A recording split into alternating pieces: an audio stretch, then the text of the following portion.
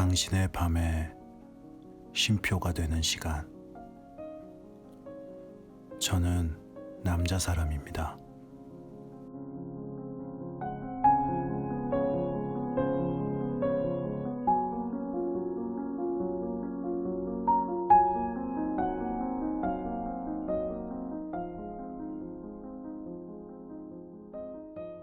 안녕하세요.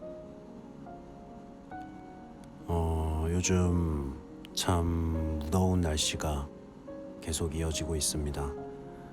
다들 어떻게 이 여름을 지내고 계신가요?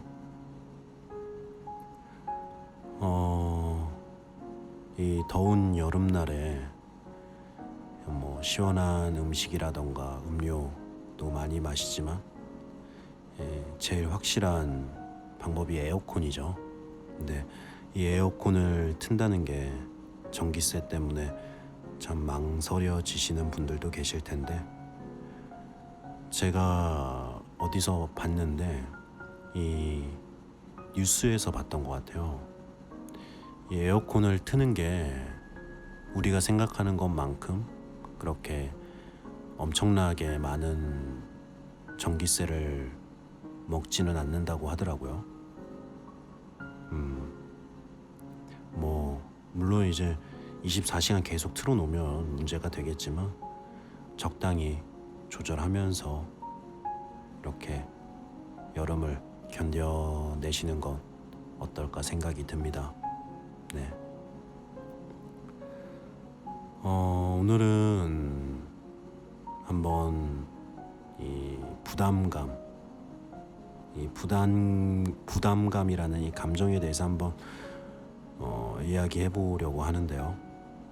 이 살아가면서 부담감을 느끼는 경우가 얼마나 있을까요? 생각해 보면은 그렇게 많지는 않은 것 같아요. 사람마다 다를 수는 있지만, 글쎄요, 저 같은 경우는 제가 이렇게 부담감을 많이 느끼면서 생각했던 적이 많지 않은 것 같아서 여러분은 어떻게 부담감을 느낀 경우가 많이 있을까요? 부담감을 느끼는 경우가 언제 있을까요? 제일 먼저 생각이 나는 건 학창 시절에 시험 성적에 대한 부담감인 것 같아요. 그리고 혹은 직장에서 어떠한 프로젝트를 맡게 돼서 그거를 이제 잘해내려는 그런 부담감도 있을 수 있고요. 그렇다면 이 부담감이라는 감정은 왜 생길까요? 어떠한 일을 성공 혹은 잘하고자 하는 그런 어떠한 갈망, 아니면은 나에 대한 기대감, 나에 대한 누군가의 기대감. 저는 이 개인적인 이 생각에는 나를 바라보고 믿어주는 그 어떠한 누군가의 그 시선, 그 기대감이 자기한테는 어떠한 부담감으로 다가오는 경우가 제일 큰 것 같아요. 이 부담감이라는 참 뭔가 부담스럽고 참 부정적인 감정인데, 하지만 이 누군가가 나를 믿어준다는 거는 그 믿어준다는 그 감정은 참으로 감사한 일이 아닌가라는 생각도 해봅니다. 우리는 글쎄요, 그 감사함만 받으면 어떨까요? 그 감사함으로 우리는 어떠한 일을 열심히 할 것이고, 그에 따른 결과는 어떻게 나올지 모르지만 그래도 그 미래는 누구도 알 수 없는 거니까 말이죠. 만약 기대한 누군가가 그것밖에 못 해내냐고 말한다면 우리는 그럼 한번 네가 해봐. 그렇게 말하고 말죠 뭐. 얼마나 그런 말을 하는 사람은 얼마나 잘하는지 한번 지켜보자고요. 네. 중요한 건 상대방의 마음을 알아주는 것 같아요.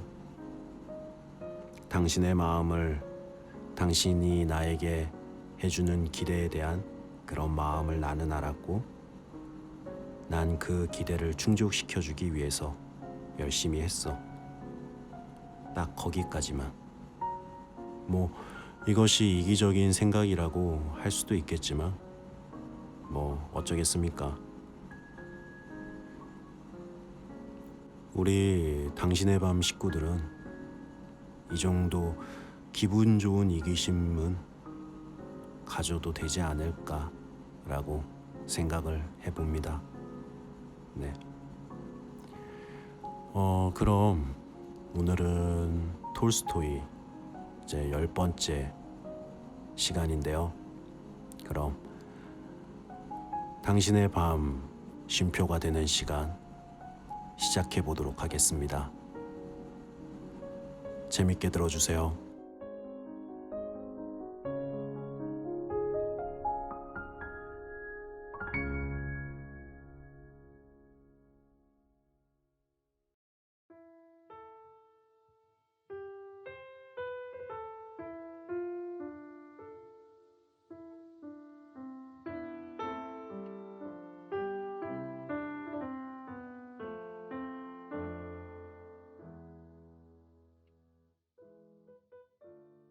코르네이 바실리에프 2번째 시간. 그로부터 17년이 흘렀다. 음울한 가을날이었다. 해는 뉘엿뉘엿 져가고 저녁 4시인데도 벌써 둘레는 어둑어둑했다. 안드레 예바촌의 가축은 마을로 돌아가고 있었다. 목부는 일을 마치고 단식제까지 떠나버렸다. 그리하여 교대한 아낙내며 어린애들이 가축을 몰고 있었다. 가축의 떼는 귀리, 구루터기의 밭에서 먼지가 풀썩풀썩한 우제류의 발굽 자국이 얼룩지고 흙토에 수레바퀴로 푹푹 패인 포장되지 않은 큰 길로 나오자마자 끊임없는 소와 양의 울음소리와 함께 마을 쪽으로 다가오고 있었다. 가축대 앞의 길을 비에 바랜 누덕누덕 기운 윗마기에 커다란 모자를 쓰고 구부정한 등에 가죽 자루를 진 훤칠한 키에 한 늙은이가 걷고 있었다. 허연 턱수염에 곱슬곱슬한 머리털도 허옇다. 그저 짙은 눈썹만이 검을 뿐이었다. 그는 먼지 속을 다 헤져 볼품없는 소 러시아풍의 장화를 대견스럽게 질질 끌듯이 하고 한 발짝 한 발짝 뚜벅뚜벅 떡갈나무 지팡이를 의지하면서 걷고 있었다. 가축대가 따라붙자 그는 지팡이에 기대고 걸음을 멈췄다. 무명배로 머리를 싸고 치맛자락을 걷어붙인 데다가 남자 장화를 신은 채 가축대를 몰고 있던 한 새색시가 빠른 발로 떨어진 양이며 돼지를 부지런히 몰아대면서 길 이쪽 저쪽으로 뛰어다니고 있었다. 늙은이와 나란히 되자 그녀는 그를 이리저리 쳐다보면서 발을 멈추었다. 안녕하세요, 할아버지. 하고 그녀는 낭낭한 부드럽고 젊은 목소리로 말했다. 안녕하세요, 아씨. 하고 늙은이는 말했다. 그래, 오늘 밤 어디 묵을 때라도 있으세요? 네? 글쎄, 보시다시피 이렇습죠. 이제 몸이 말을 듣지 않아서 말이에요. 하고 늙은이는 쉰 목소리로 말했다. 그런데 할아버지, 관원한테는 찾아가지 마세요. 하고 새색시는 친절히 말했다. 바로 저희들한테로 오세요. 끝에서 셋째 집이니까. 제 시어머니께서는 언제나 나그네들을 재워주세요. 셋째 집이라. 그러면 지노베예프씨네 말씀인가요? 하고 늙은이는 무엇인가 의미 있게 검은 눈썹을 움직이면서 말했다. 아니, 아세요? 네, 옛날에는. 아니, 배추시카, 넌 뭘 침을 뱉지? 저 절름발이가 저렇게 떨어졌잖아. 하고 새색시는 가축대 뒤에 처진 새 발의 양을 가리키면서 소리쳤다. 그리고 오른손으로 삭정이를 휘두르고 굽은 왼손으로 머리 위에 무명배를 어떻게 기묘하게 누르자 떨어진 절름발이에 축축이 젖은 까만 양을 뒤쫓아 도로 뛰어갔다. 이 늙은이는 코르네이였다. 그리고 새색시는 17년 전에 그가 팔을 부러뜨렸던 바로 그 아가슈카였다. 그녀는 가야에서 4베르스타 떨어진 안드레 예베촌의 부잣집으로 시집을 간 것이었다.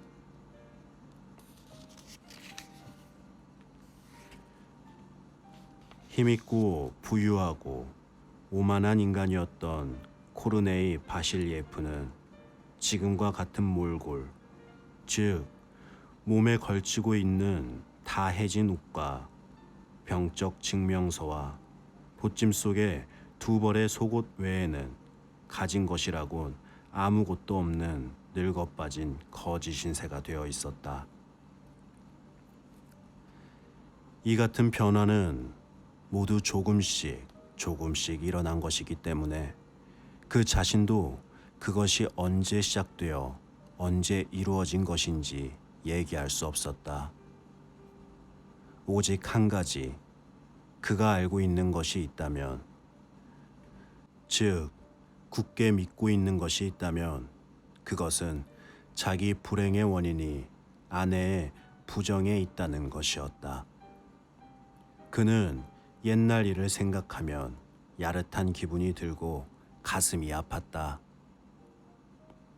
그리고 옛날 일을 생각할 적마다 그는 자기가 요 17년 동안에 경험하여 온 온갖 불행의 원인으로 알고 있는 인간을, 즉 아내를 미워했다. 그는 아내를 쳤던 날 밤 나무갓을 판다는 지주한테 갔었다. 나무갓은 살 수 없었다. 그것은 벌써 팔렸다. 그리하여 그는 모스크바로 돌아가 거기에서 술을 마시기 시작했다. 그는 전에도 술을 마시기는 했지만 이번에는 2주일 동안 내리 취했다. 그리고 제정신이 들자 아랫역으로 가축을 치러 떠났다. 물건을 잘못 쳐 그는 손해를 보았다. 그는 재차 갔다. 2번째 물건도 실패했다. 그리하여 1년이 지나는 동안에 그가 가지고 있던 3,000 루블이 25루블밖에 남지 않게 되어 이제 고용살이를 하지 않으면 안 되었다. 술은 전에도 마셨지만 지금은 더욱 자주 마시게 됐다. 처음 그는 1년 동안 가축상의 점원으로 들어가 지냈으나 여행에 가서 술을 마시기 시작하여 장사치에게 해고당해 버렸다. 그 다음 그는 친지의 알선으로 술 장사집에 들어갔으나 거기에서도 오래 살지 못했다.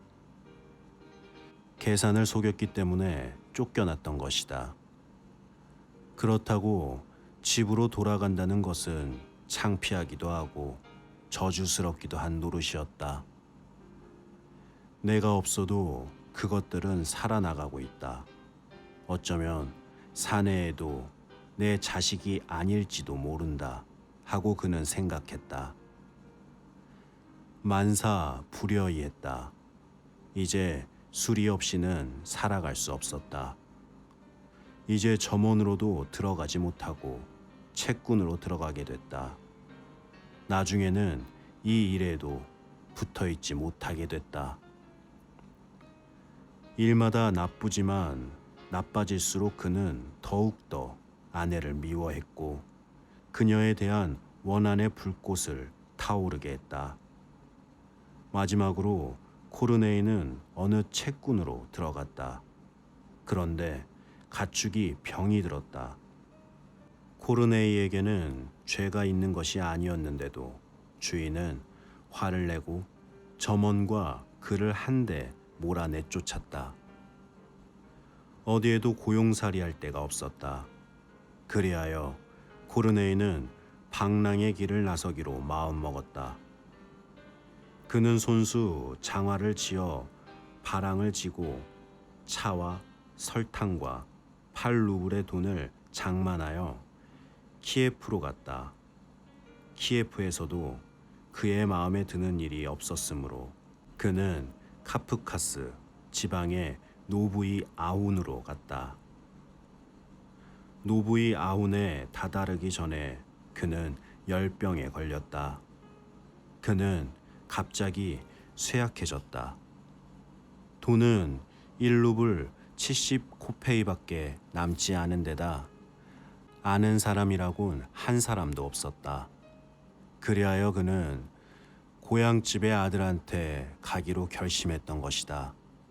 아마 그 망할 년도 지금쯤 죽었겠지 하고 그는 생각했다. 그렇지 않고 아직 살아있다면 비록 죽기 전에나마 모조리 얘기하여 내가 그 쌍년 때문에 어떤 짓을 겪어왔는지를 알려주어야겠다 하고 그는 생각하고 고향으로 돌아왔던 것이다. 열병은 하루 걸러 그를 덮쳤다. 그는 하루하루 쇠약해져 하루에 10베르스타나 15베르스타 이상은 걸을 수 없게 됐다. 아직 집까지는 200베르스타나 더 가야 하는 데서 돈은 한 푼도 없이 떨어져 버렸다. 이제 하는 수 없이 구걸을 하여 가면서 관원이 별러주는 데서 묵곤 했다. 자, 내년이 나를 어떻게 만들어 놓았는지 어디 두고 보자 하고 그는 아내에 대해서 생각하자 옛 버릇처럼 늙고 힘없는 손으로 불끈 주먹을 쥐었다. 그러나 아무도 칠 사람은 없었다. 그리고 그 주먹에는 이제 그런 힘도 없었다.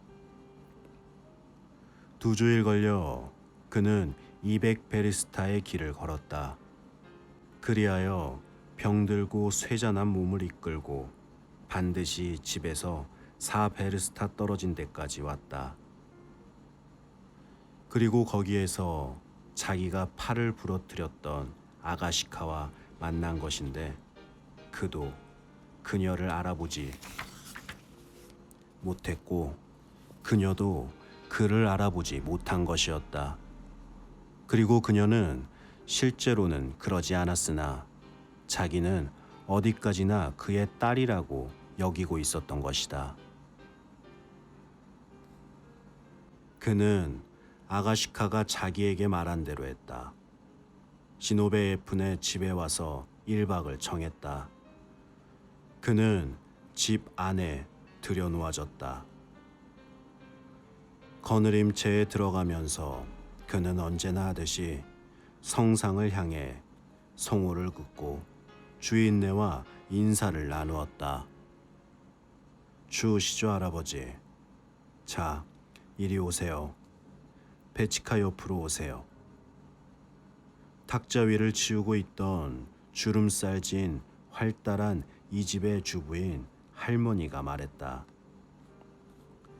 옛되게 보이는 농부인 아가시카의 남편이 탁자 옆에 걸상에 앉아 램프를 손질하고 있었다. 가뜩이나 적기까지 하셨군요, 할아버지. 하고 그는 말했다. 자, 어려워 마시고 말리세요. 코르네이는 윗도리와 장화를 벗고 간발을 페치카 앞에다 널자 페치카 위로 기어 올라갔다. 거느림채로 주전자를 든 아가시카도 들어왔다. 그녀는 벌써 가축대를 몰고 와 그 치닥거리를 다 마치고 온 것이었다. 낯선 영감님이 한 분 오지 않았던가요? 하고 그녀는 물었다. 우리 집을 찾아 들르라고 일러놨는데. 저기 계셔. 하고 주인이 털 복숭아에 뼈마 앙상한 두 다리를 문지르면서 코르네이가 앉아있는 페치카 위를 가리키면서 말했다. 주인네는 코르네이도 찻자리에 불렀다. 그는 기어 내려와 걸상 끝에 가서 앉았다. 그에게 찻잔과 설탕이 건네어졌다.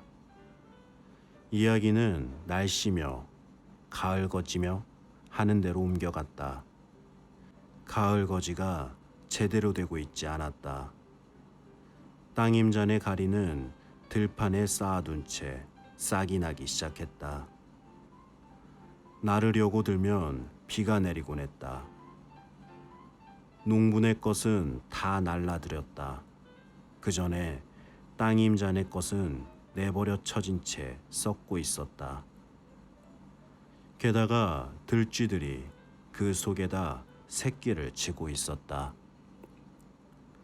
코르네이는 도중가리가 잔뜩 널려있는 들판을 보고 왔던 것을 이야기했다. 새색시가 얇게 누르스름해진 5잔째의 차를 따라 그에게 권했다. 괜찮아요. 자, 드세요. 할아버지, 서슴지 마시고. 하고 그가 사양하자 그녀는 말했다. 당신의 팔은 어쩌다 굽으셨죠? 하고 그는 가득 찬 찻잔을 그녀에게서 조심스럽게 받아들고 눈썹을 살짝 움직이면서 물었다. 아주 어렸을 적에 부러진 거예요. 하고 수다스러운 시어머니인 할머니가 말했다. 이건 이 애의 아버지가 이 애를 죽이려고 하다 그런 거예요. 그건 또 왜요? 하고 코르네이는 물었다. 그리고 새색시의 얼굴을 쳐다보았다. 그러자 그의 기억 속에 갑자기 파란 눈에 에프스치 그네이 벨르이가 살아났다. 찻잔을 들고 있던 손이 떨려 그는 찻잔을 탁자까지 가져가지 않아서 차를 반잔가량이나 엎질러 버렸다. 이 애의 아버지는 코르네이 바실리에프라는 이름의 가야촌 사람이었어요. 부자였죠. 그런데 어쩌다 마누라한테 화를 내어 두들겨 패고 이 애를 이렇게 병신을 만들어 버린 거예요. 코르네이는 잠자코 있었다. 그리고 끊임없이 떨고 있는 검은 눈썹 밑으로 주인과 아가시카를 번갈아 가며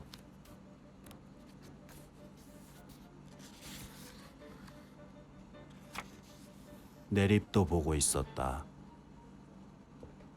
어쩌다가요? 하고 그는 사탕을 깨물면서 물었다. 그걸 누가 알아요? 어때요? 우리 여자들한테는 곧잘 뜬 소문이 나기 마련이잖아요. 그렇죠? 하고 할머니는 말했다. 머슴 때문에 무슨 일인가가 일어났던가 보아요. 머슴이란 사람은 젊고 잘생긴 우리 마을 사람이었어요. 그 사람은 그 집에서 죽기도 했죠. 죽었습니까? 하고 코르네이는 되묻고 기침을 했다. 죽은 지가 오래걸요? 그 집에서 며느리를 데려온 거죠. 잘 살았어요. 마을에서 첫 손가락 꼽았으니까요. 주인이 살아계실 동안은. 그래, 그 주인은 어떻게 됐습니까? 하고 코르네이는 물었다. 보나마나 역시 죽었겠죠. 그런 뒤로 간데온데 없으니까요. 벌써 15년이나 지났는걸요. 더 될 거예요. 어머니께서는 제가 막 젖을 뗐을 때라고 말씀하고 계셨으니까요. 그래, 어떻습니까? 당신은 그 어른이 이런 데 대해서 나쁘게 생각하고 계시지 않는가요? 그 어른이 당신의 팔을 하고 코르네이는 말을 하려다가 갑자기 흐느끼기 시작했다. 남인가요, 뭘? 내 아버지이신걸요. 자, 더 드세요. 속이 훈훈하게. 어때요? 따를까요? 코르네이는 대답도 하지 않고 흐느껴 울었다. 어째 그러세요? 아무것도 아닙니다. 그저. 그리고 코르네이는 떨리는 손으로 기둥과 발판을 붙잡고 커다란 깡마른 발로 페치카 위로 기어 올라갔다. 별 사람 다 보겠다 하고 할머니는 아들에게 늙은이 쪽을 눈짓해 보이면서 말했다.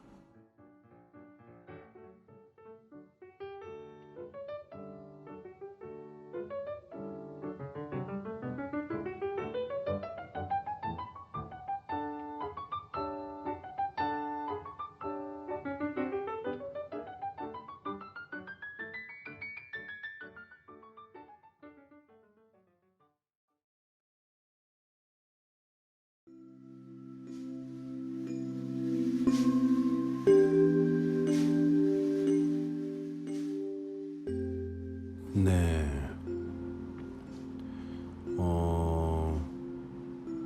코르네이가 이제 망한 거죠. 이제 거지가 돼서 마을로 돌아왔는데요.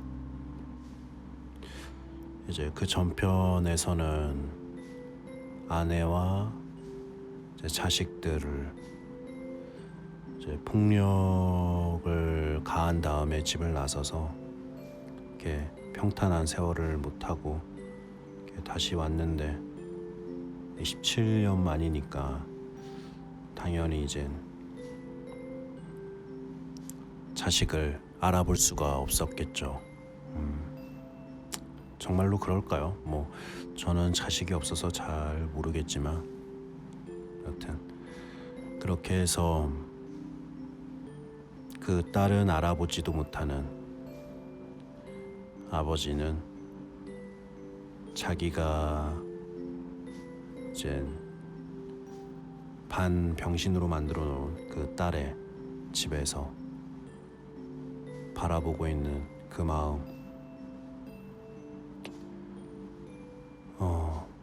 참 암담하네요. 네.